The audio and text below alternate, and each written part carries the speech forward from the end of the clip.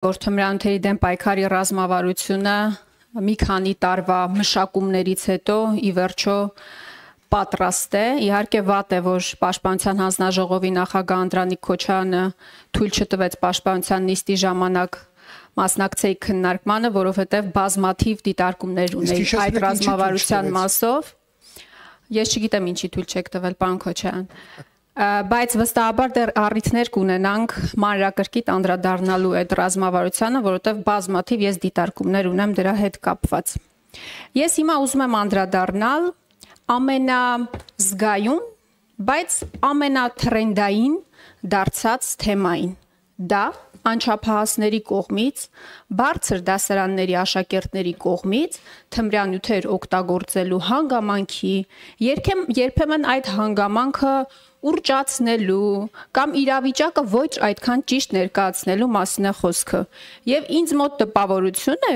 որ դուք եք ընկել այդ թրենդի մեջ եւ ուզում եք պայքար մղել մի երևույթի դեմ, որը գուցե այդքան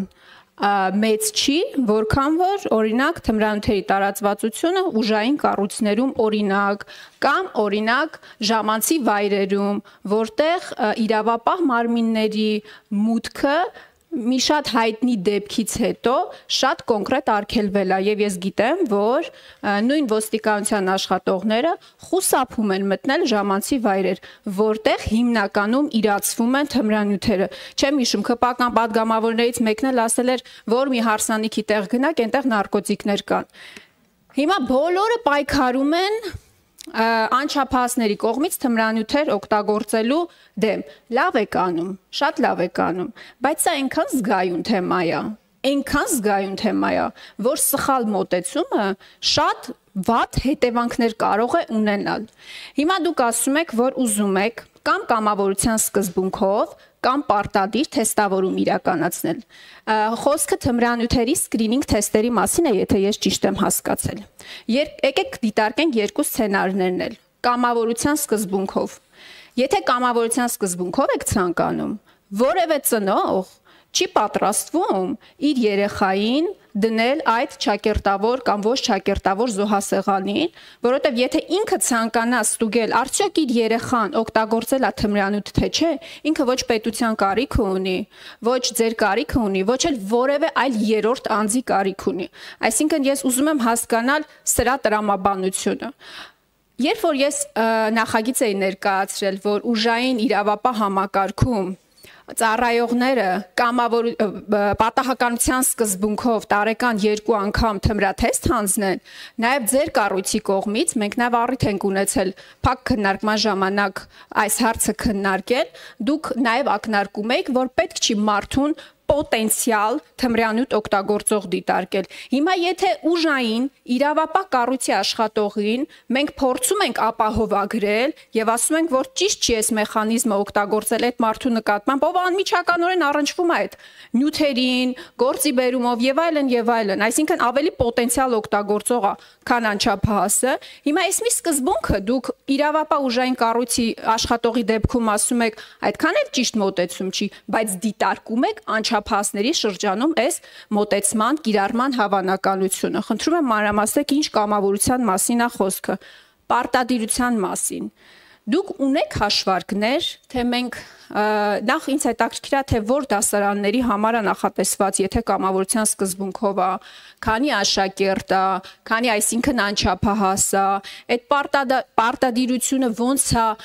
իրացվելու, ոնց է պաշտպանվելու երեխայի անձնական տվյալները, ոնց է ինքը պաշտպանվելու հասարակությունից, հետագայում բուլինգին չենթարկվելու եւ այլն։ Այսինքն այնքան բազմաշերտ են այս հարցերը, որ մենք մի ամբողջ 3 օր կարող ենք այս ամեն ինչը քննարկել եւ միևնույն է չստանանք բոլոր հարցերի պատասխանները։ Ինչ է նշանակում նաեւ խնդրում եմ բացատրեք պարտադիրության սկզբունքով այդ թեստավորումը եւ ես կարծում եմ, որ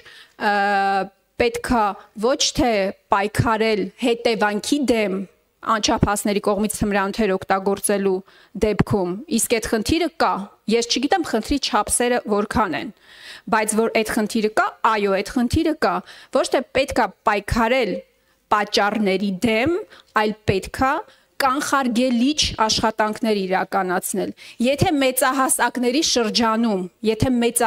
շրջանում կանխարգելիչ աշխատանքները գուցե այդքան արդյունավետ չլինեն, ապա վստահաբար այդ սեգմենտի համար շատ ավելի արդյունավետ կարող են լինել եւ ես կարծում եմ, որ դուք կարող եք շեշտադրումը դրա վերադնել եւ ոչ թե թեստավորման։ Շնորհակալություն Տիկին Խամոյան, ես կարծում եմ, որ այն գիսատ մնացած փակ քննարկումը կարող է ինչ-որ պահ գտնենք եւ մենք շարունակենք դա, որտեղ հարցերի մի զգալի մասը ոնց որ թե կիսատ մնացած խնդրի շարունակականությանն էր վերաբերվում եւ այդտեղ Տիկին Խամոյան կարող ենք եւ ձեռնարկել այդպիսի միջոցառում շարունակություն։ Խնդրեմ։ Շնորհակալություն Տիկին Խամոյան, դուք չասեցիք այնպիսի մի բան, որը իմ ասածների մեջ չէր տեղավորվում կամ ԱԺ հարց ու պատասխանի շրջանակներում իմ հնչեցված արձագանքների մեջ չէր տեղավորվում։ Դուք ուղղակի կրկնեցիք ԱԺ հարց ու պատասխանի ժամանակ իմ հնչեցրած միտքը, եթե ես ճիշտ եմ հիշում, պարոն Վահագն Ալեքսանյանին ուղղված էր իմ պատասխանը։ Երբ որ ես նշեցի, որ անչափահասների հանցավորության շրջանակներում մեր թիվը ճիշտ է վիճակագրական առումով մինչև 10-ի շուրջ է պտտվում, բայց այն աղմուկը, որը անընդհատ կա, մեզ լրիվ ուրիշ խոսակցության տեղ է տանում եւ ուռճացված են ավելի շատ անչափահասների շրջանում թմրամիջոցների օգտագործման դեպքերի մասով մեր խոսույթները, հա, այսպես ասեմ, քան թե իրական պատկերը կա։ Միևնույն ժամանակ ասել եմ, եթե նույնիսկ մի անչափահաս օգտագործում է թմրամիջոց, սա պետության համար ազդակ է։ Ես լրիվ համաձայն եմ ձեզ հետ, որ պետք է ավելի շատ կանխարգելիչ աշխատանքները մեր թիրախում լինեն եւ ռազմավարության տեքստը հենց այս տրամաբանությունն է նաեւ դնում, որ կանխարգելում, պայքար, անչափահասների հետ կապված օգտակար զբաղվածության ապահովում, ծնողների հետ աշխատանք, համայնքի հետ աշխատանք, արդեն իսկ օգտագործածին ճիշտ ցիկլով բուժման process-ի մեջ ներգրավում, սոցիալական վերականգնում եւ այսպես շարունակ։ Այսինքն այս ռազմավարությունը առաջին անգամ թեմային անդրադառնում է իր բոլոր ասպեկտներով, որ բոլոր հարցերի պատասխանները կարողանանք ունենալ։ Ինչ վերաբերում է ուժային կառույցների թմրամիջոցի օգտագործմանը, իմ փաստարկը եղել է այո, այն, որ մենք պոտենցիալ, եթե ասենք բոլորը տարեկան 2 անգամ հանձնում եք թեստավորում, այո, կարող է տպավորություն լինել, որ բոլորը ավտոմատ օգտագործում են թմրամիջոց ուժային կառույցների շրջանակներում։ Ես ասել եմ, եկեք տարին մի անգամ նախատեսենք եւ եթե կա ղեկավարի կասկածը, որ իր աշխատակիցը օգտագործում է թմրամիջոց, ապա նախարարի հանձնարարականով կարող է նորից ստուգում կազմակերպել։ Եվ եթե հիմա մենք սա համադրենք նաև մեր ատեստացիոն process-ի հետ, կնկատենք, որ բավական ակտիվ այս հետազոտություններն իրականացվում են եւ իմ ձեռքի տակ կա նաև թիվ, որ 2024 թվականի կտրվածքով միայն 17 ծառայող ազատվել է ծառայությունից հենց այս հիմքով եւ 2025 թվականի առաջին ամիսների կտրվածքով այս թիվը արդեն հասնում է 10-ի։ Ես առաջիկայում ազգային ժողով եմ բերելու ոստիկանության կարգապահական նոր կանոնագիրքը, որտեղ իմ հենց այս մատնանշած սկզբունքը կա։ Տարվա կտրվածքով մեկ անգամ պարտադիր եւ ցանկացած պահի, եթե ղեկավարը գտնում է, որ կա կասկած, որ իր աշխատակիցը օգտագործում է թմրամիջոց կամ, չգիտեմ, ստուգողական արդյունքում նմանատիպ բան է պարզվում։ Սրան գումարած, երբ որ մենք խոսում ենք այո ՊՊՑ-ի մասին, խոսում ենք քրեակատարողական ծառայության մասին, մնացյալի մասով, արդեն գալիս է պետության ողջամիտ արձագանքը առ այն, որ շատ լավ, տարին 2 անգամ, 3 անգամ, 5 անգամ, մի անգամ կապ չունի թվականակը։ Այդ խմբակազմով ռեսուրս մենք ունենք իրականացնելու, թե ոչ, փաստարկը եղել է ընթացիկ քննարկումների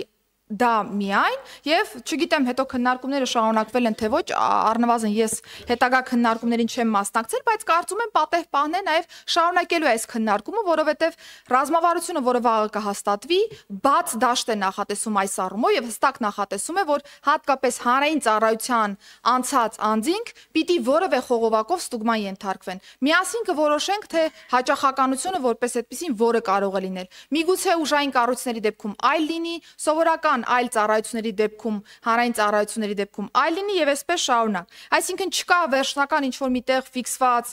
գրված որևէ մեխանիզմ, որ մենք ասենք, որ այդ մեխանիզմը չի աշխատում կամ չգիտեմ, եկեք ռևերս անենք ինչ-որ մի բան եւ այլն եւ այլն։ Ռազմավարությունը նախատեսում է միտք, կքննարկենք միասին, միևնույն է, ինչ էլ որ քննարկենք, դա գալու է ազգային ժողովի տիրույթ, որովհետեւ մենք միջամտում ենք մարդու կյանքին, կա որոշակի միջամտություն, որը էլի օրենքով ենք նախատեսելու։ Իսկ ինչ վերաբերում է թմրամիջոցի տեստինգին կամավոր թե պարտադիր, տեսեք պարոն Նազարյանը ասում է եկեք պարտադիր անենք։ Ես ասում եմ եկեք քննարկենք կամավոր, դուք ասում եք չեմ հասկանում ձեր երկուսի ասածը, ինչի պարտադիր, ինչի կամավոր։ Կամավոր մի կարճ բովանդակությունը բացեմ, շատ չծավալվեմ, նա է նշանակում, որ մենք կարող ենք ունենալ դպրոցականների շրջանում աշակերտների լիստ եւ ծնողները կարող են կամավորության սկզբունքով հայտ ներկայացրել իրենց երեխայի թեստավորման մասով եւ պիտի պահպանվի խստիվ գաղտնիությունը տվյալների, որ ծնողը հասկանա, թե իր երեխայի մոտ ինչ է կատարվում։ Եվ սա էլի լուծումներից մեկն է, որը ամբողջ աշխարհում կիրառվում է։ Միգուցե մենք գանք այն մտքին, որ Հայաստանի Հանրապետությունում սա չի աշխատում։ Բայց եթե մենք նաև զուգահեռ Տիկին Խամոյան, ես ամեն դեպքում այդ նոտան նկատեցի, որ եկեք չկենտրոնանանք անչափահասների այդ հետևանքի վրա, ավելի շատ կանխարգելման վրա կենտրոնանանք, եթե մենք անդադ մենակ կանխարգելման վրա կենտրոնացանք, տարիներ շարունակ նույն process ունենալու ենք, որովհետև այն կանխարգելիչ գործիքակազմը, որը պետությունը կարա ունենա, էլի գնալու է կրթություն, էլի գնալու ենք առողջապահություն, էլի գնալու ենք սոցիալական ոլորտ, էլի գնալու ենք զբաղվածություն, որը որ կարճաժամկետում չի կարող տալ այն արդյունքը, որ մենք ասենք շատ լավ, մի ամիս սպասենք կամ կես տարի սպասենք, ոչ մի բան չանենք անչափահասների թեմայով, 6 ամիս հետո ինչ որ մի բան կփոխվի կանենք։ Դրանք բոլորը երկարաժամկետում արդյունք տվող process-ներ են։ Չենք կարող ուշադրություն չդարձնել այդ բլոկին եւ գնալ առաջ։ Շատ կարճ է սքանը, որտեվ իրականում համաձայն է, որ օրերի քննարկման Չէ, խնդրում եմ էլի, եթե կարճ 2 րոպե արձագանք եմ կարճ։ Տիկին Սարգսյան 10 րոպե հարց տվեք։ Ներողություն եմ խնդրում, բայց կարևոր հարց է։ Ես բան չասեցի, բայց պայմանավորեցինք, որ այս հարցը եթե կիսատ է մնացել, նաև դուք եք առաջի քննարկումը նախաձեռնել։ Հիմա ես այսքան ժամանակ կխոսեի։ Խնդրեմ։